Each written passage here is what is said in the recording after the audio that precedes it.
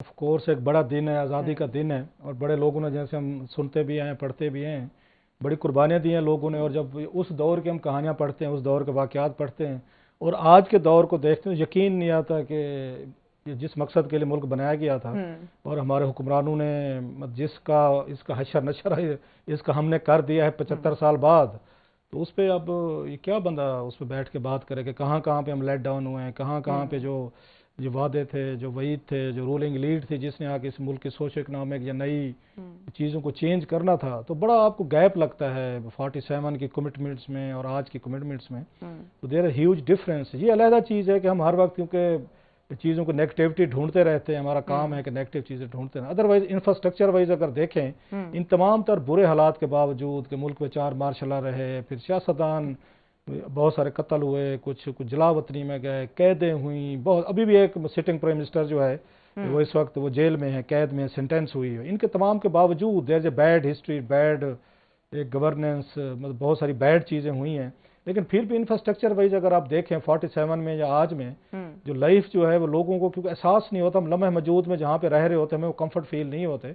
Otherwise उसमें बड़ा फ़र्क आ गया है कि पाकिस्तान जो 47 में था आज में जो है इंफ्रास्ट्रक्चर वाइज देखें, लोगों की लिटरेसी वाइज देखें, सोशो इकनॉमिक चीज़ें। मतलब मैं अपना बता दूं कि हमारे गांव में जो बिजली आई थी, ये मेरा ख्याल है मैं उस 12-13 साल का था, 83-84 में, या उस वक्त कोई 13-14 साल का हूँगा मैं, तो उस वक्त आई थी ये।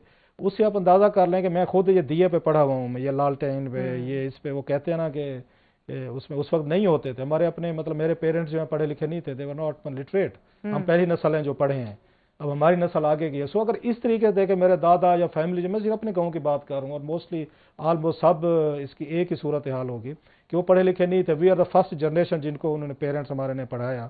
तो अब हमारी सोशो इकनॉमिक जिंदगी में जो चेंजेस आई हैं, अब बैठ के मैं अगर कहना शुरू कर दूं नहीं जनाब इस मुल्क ने मुझे कुछ नहीं दिया, नहीं जनाब लूट गए, बर्बाद हो गए, मैं चले अपनी लाइफ की मैं बता रहा हूँ, मैं बाकी हो सकता है हर एक को अपनी शिकायतें गिले अपनी जगह पे होंगे। मुझे क्या राइट है कि जिसके गांव में बिजली नहीं थी, जब तक मैं, मेरा ख्याल है 8वीं 9वीं जमात में मैं था, अगर बिजली नहीं थी, हम तो दिए पे पढ़े हैं, ये मिट्टी के तेल पे पढ़े हैं, हम तो लालटेन पे पढ़ते थे, वहाँ चिमनियाँ बैठ के साफ करनी, सारी चीज़ें करनी। और उसके बावजूद हमारे गांव में मुझे याद एक दफ़ा वो आई थी, साइकिल आई थी, उस्ताद गुलाम मोहम्मद साहब थे, हमें पढ़ाते थे, अभी भी है माशाल्लाह, हयात है, उनकी हयाती करे।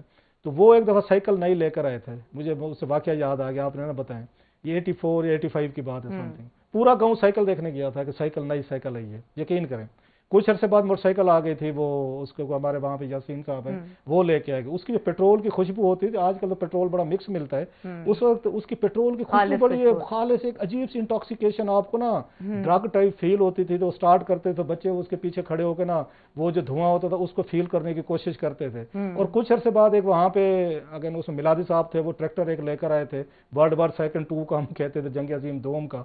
उसको स्टार्ट करने के लिए पूरा गाँव इकट्ठा होता था, एक बड़ा शोगल होता था, उसको ऊंचाई पे खड़ा करते, उसको धक्के लगाते थे, और फिर उसके बाद वो स्टार्ट होता था, कभी ऊपर ले जाओ, नीचे ले जाओ, चाड़ पे, ऊंची जगह पे। जब वो स्टार्ट होता था तो लगता पूरा गांव स्टार्ट हो गया। ये चीजें मैंने खुद देखी हुई। गांव में 2-3 नौकरियां थी, अब उसमें down the year 100% literacy, everybody is educated, everybody literate, 3-3 4-4 नौकरियां हैं, गाड़ियां एक एक घर में हैं, पक्के घर हैं। पहले गांव होता था, गुजरते थे पूरे एक साइड से, कोई गांव में वो नहीं होती थी आपकी, वो क्या कहते हैं, कोई वहां दीवार नहीं, कंसेप्ट ही नहीं था गांव में। ये मैं खुद देखा हुआ है, अभी की बात है, 80s तक नहीं था।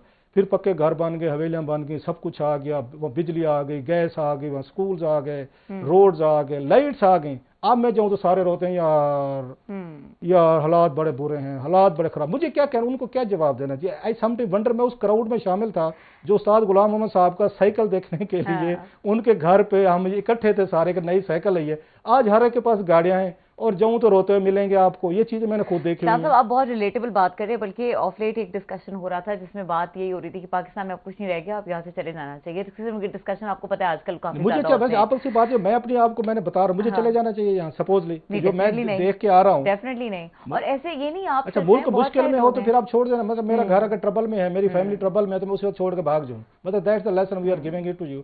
माई फैमिली, माई बच्चे, मेरे रिश्तेदार, मेरे बहन भाई, कजन या यार दोस्त, वट या मेरी बस्ती, वो ट्रबल में है, रो सब अपना बोरा बिस्तर उठाएं और पतली गली से घूम के निकल जाएं। यार अब आप भुगतो। जब तक अच्छे हालात थे तो मैं आपका ठेकेदार था, मैं हिस्सेदार था। अब हालात बुरे हो गए, आप जाने आपका काम जाने, मैं तो पतली गली से जा रहा हूँ क्योंकि मुझे मौका मिल रहा है।